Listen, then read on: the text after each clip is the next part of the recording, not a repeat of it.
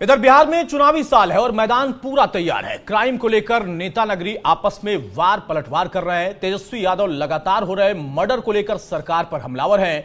तेजस्वी ने कहा कि एनडीए सरकार में कोई सच्चाई सुनने वाला ही नहीं है, गलती स्वीकारने वाला नहीं है। सीएम के स्वास्थ्य का सबको पता है, लेकिन बीजेपी के दो नकारे उप मुख्यमंत्री क्या कर रहे, ये उनका सवाल है।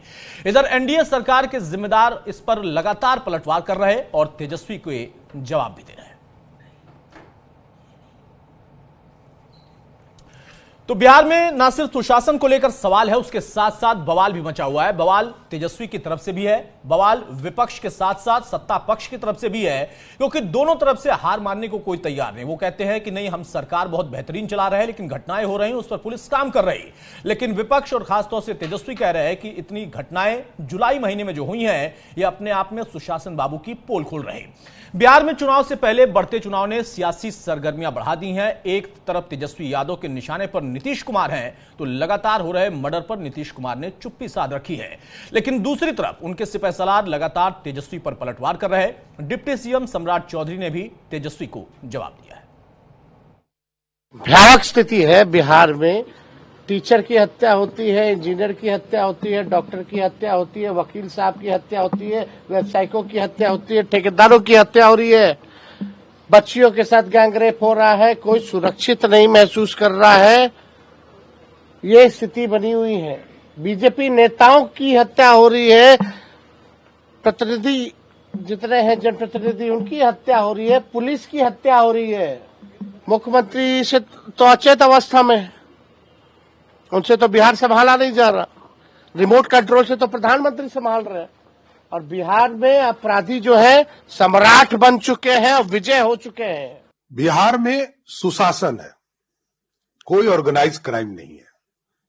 अब है क्या कि कुछ विरोधी को सिर्फ ये लगता है कहीं घटना घटी, घटना का कारण भी जानो। खेमका जी का हत्या हुआ, पूरे मीडिया ने हाय तौबा मचा दिया, लेकिन वो नहीं जानने का कारण नहीं पता करते हैं कि भाई 72 घंटे में पुलिस ने आइडेंटिफाई कर दिया। पुलिस का काम यह है, व्यक्तिगत झगड़े में कोई हत्या हो रही है, ये सरकार को रोकना थोड़ा कठिन है, लेकिन किसी भी ऑर्गेनाइज क्राइम को बिहार में नहीं होने दिया जाएगा, यह स्पष्ट है। तो बिहार में चुनाव से पहले वार पलटवार का दौर चल रहा। विपक्ष सत्ता पक्ष को घेरने के लिए कोई कोर कसर नहीं छोड़ना चाहता, तो नीतीश सरकार के जिम्मेदार लगातार पलटवार कर रहे हैं। आपने सुना सम्राट चौधरी को, उन्होंने कहा कि मीडिया ने हाय तौबा मचा दिया, लेकिन सवाल इस बात का है कि मीडिया में हाय तौबा मचा क्यों। मतदाता सूची में वही मतदाता रहे जो वाकई बिहार के या भारत के जैसे जेन्युइन मतदाता हों। लेकिन यहाँ पर कुछ बाहर के लोग जो इंटरवेन कर गए हैं, उसका सहारा लेकर के कुछ लोग नाजायज फायदा उठा रहे हैं। तो वैसी परिस्थिति में इलेक्शन कमीशन ने ये जो सोच करके काम किया है रिवीजन का, वो बहुत अच्छा काम किया है। इसमें गरीब तबके के लोगों को और वैसे लोगों को जिनका बहुत प्रभावशाली वे लोग नहीं हैं, उनको निश्चित रूप में मतदाता सूची का जो अभी रिवीजन हो रहा है उससे इलेक्टोरली फायदा होगा। देखिए, अभी ये जिम्मेवारी बिहार के मतदाता सूची में अगर कोई बांग्लादेशी है, अगर कोई म्यांमार से है या कोई पाकिस्तान से है और वो मतदाता नहीं है, अगर सूची में है, तो ये जिम्मेवारी चुनाव आयोग पर है और गहन पुनरीक्षण में चुनाव आयोग ऐसे मतदाताओं को निकाल रहा है। तो मैं समझता हूं कि ये प्रक्रिया संवैधानिक है और इसमें आजकल राजनीतिक पार्टियों को बड़ा विरोध है। तो क्या मैं ऐसा समझूं कि ये जो हमारी राजनीतिक पार्टियां बिहार में विशेष करके हैं या राष्ट्रीय पार्टियां जो बिहार में सक्रिय होना चाहती हैं, इनके मतदाता मात्र बांग्लादेश और म्यांमार के हैं? कोर्ट में जाने से पूर्व हमने माना चुनाव आयोग को कहा था कि 22 बरस बाद आप जागे। 22 बरस बाद, 22 बरस पहले वाले में कभी आपने सुना था कि कुछ दिक्कत हुई, परेशानी हुई? अटल जी की सरकार थी, 2003 की मैं बात कर रहा हूं। 22 बरस बाद क्यों हो रहा है ऐसा? क्यों आप पर शंका हो रही है? कार्यशैली पे शंका हो रही है। आपने पदभार ग्रहण किया तो कहा बिना पॉलिटिकल पार्टी से बात किए हुए कोई निर्णय नहीं लूंगा।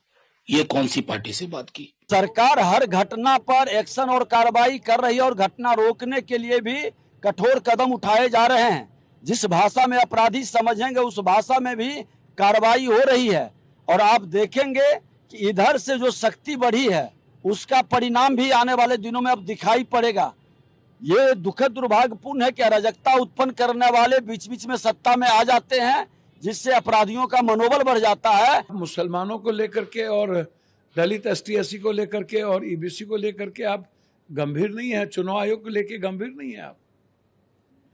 अब आप हमको बताइए, चुनाव आयोग धृतराष्ट्र तो हो ही गए हैं, साइको हो चुके हैं वो, ना वो सुप्रीम कोर्ट की सलाह मान रहे हैं, ना वो संविधान को मान रहे हैं। सुप्रीम कोर्ट ने उन्हें सलाह दी, साफ शब्दों में कहा कि तुम किसी भी कीमत पर आप ये तय नहीं कर सकते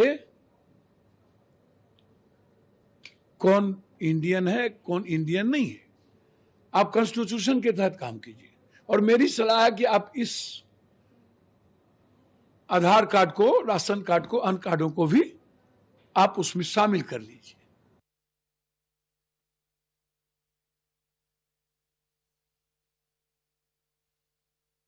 बहरहाल तो तस्वीरें भी आपको हम दिखाते चल रहे हैं, आपने प्रतिक्रियाएं सुन ली। पहली तस्वीर आप देखिए, 4 जुलाई सिवान की है, 3 लोगों की यहां पर हत्या होती है। तेजस्वी लगातार उस दौर से सवाल खड़े कर रहे हैं। दूसरी तस्वीर देखिए, व्यवसायी गोपाल खेमका की हत्या हुई, एक बड़ा घटनाक्रम हुआ और खुद पटना की एक घटना है जहां पर 4 जुलाई को खेमका को मारा गया। 7 साल पहले उनके सुपुत्र की भी हत्या हुई थी, मुख्य गवाह भी खेमका थे। और इस पूरे घटनाक्रम में जहां सरकार कह रही कि 72 घंटे के अंदर पुलिस ने पूरी पोल खोल दी, तो विपक्ष कह रहा है कि इतनी बड़ी घटना और इतने प्राइम लोकेशन पर आखिर कैसे हुई।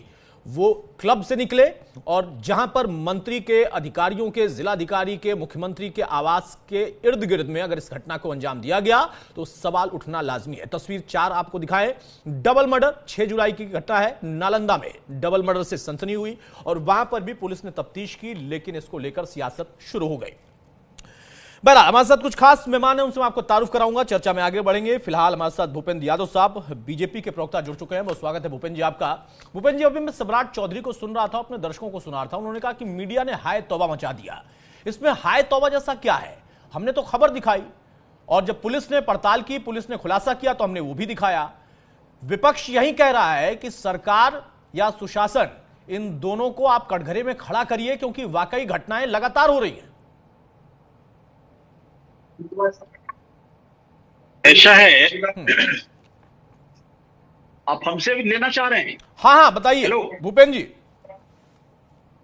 अच्छा, एक बार रिपीट आप करेंगे थोड़ा? मेरा सवाल सर यही है कि सम्राट चौधरी कह रहे थे कि मीडिया ने हाय तौबा मचा दिया, ये नहीं बताया कि 72 घंटे में पुलिस ने खेमका मामले का खुलासा कर दिया। विपक्ष और तेजस्वी यादव लगातार हमलावर हैं, वो ये कह रहे हैं कि ताबड़तोड़ घटनाएं पूरे बिहार में हो रही हैं, सुशासन जैसा कुछ है नहीं।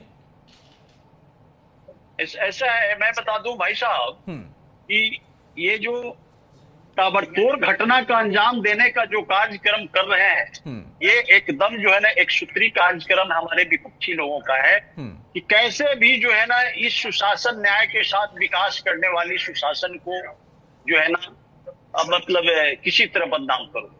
ये साजिश चल रही है मेरे भाई, पूरे बिहार के अंदर में। खास करके आप देखिएगा कि जहां भी पकड़े जा रहे हैं, ये बक्सर वाली घटना जो हो गया था, 4 यादवों की हत्या हुई थी, उसमें आदरणीय तेजस्वी जी का ही एकदम शागिर्द निकले। वो जो भी आज क्राइम हो रहा है, मैक्सिमम कहीं ना कहीं तार विपक्षी से जुड़ा हुआ मिल रहा है मेरे भाई। और हमारी सरकार जो है ना, आदरणीय नीतीश कुमार जी, हमारे आदरणीय सम्राट चौधरी जी, हमारे आदरणीय नित्यानंद राय जी, दिलीप जायसवाल जी ने, ये सारे लोग मिल बैठ करके प्रशासनिक हमारे बिहार के लाइन ऑर्डर को कैसे दुरुस्त हो, माननीय डीजीपी के साथ जो है ना बैठ करके इस सारी घटनाओं पर जो है ना मतलब तहकीकात करके नजर बनाए हुए हैं। अब देखे होंगे ये पटना के अंदर में हमारे गोपाल खेमका जी का जो हत्या हुआ, 48 घंटे के अंदर में जो है ना इस क्राइम को डिटेक्ट कर लिया गया मेरे भाई, जिसमें एक जो है ना शूट एंड साइट भी हुआ है, जो अपराधी पकड़े गए। तो एक तो और पकड़े गए जो अभी हैं रिमांड पे हैं पुलिस के, और जो कराए हैं वो भी रिमांड पर पुलिस के जो है ना चले आए हैं। ये सारी राज खुल जाएगी और दूध की दूध, पानी की पानी हो जाएगी। लेकिन मैं इतना जरूर बता रहा हूं आपको कि ये जो 2090 से 2005 तक की जो हमारे विपक्षी का जड़े जो है पूरे बिहार के प्रत्येक प्रखंडों में आज भी जो है ना अंकुरित हो रहा है। और वही लोग आज पूरे नहीं, बिहार की सुशासन को। हाँ जी भूपेंद्र जी, मेरा सवाल यह है कि अगर आप इसको कहते हैं कि साजिश है, मान लिया साजिश है, तो साजिश का खुलासा भी तो आपकी पुलिस को ही करना है ना। आपको मैं बता दूं कि हमारी पुलिस जो है ना एकदम त्वरित कार्रवाई करते हुए कोई भी बिहार का क्राइम को थोड़ा भी अनदेखी नहीं किया है। और हमारा पूरे प्रशासन इस तरह से चुस्त दुरुस्त है कि 72 घंटे के अंदर में उसकी चैलेंज को स्वीकार करके वो जितने भी क्राइमर है वो पकड़े जा रहे हैं और जेल के सलाखों के पीछे उनको भेजने का कार्यक्रम चल रहा है। ठीक है भूपेंद्र जी, हमारे साथ आप बने रहिए और भी मेहमान हमारे साथ जुड़ेंगे। फिलहाल हमारे साथ बीजेपी के विधायक राजेश सिंह भी जुड़ चुके हैं। बहुत स्वागत है राजेश जी आपका। बीजेपी जो कि सत्ता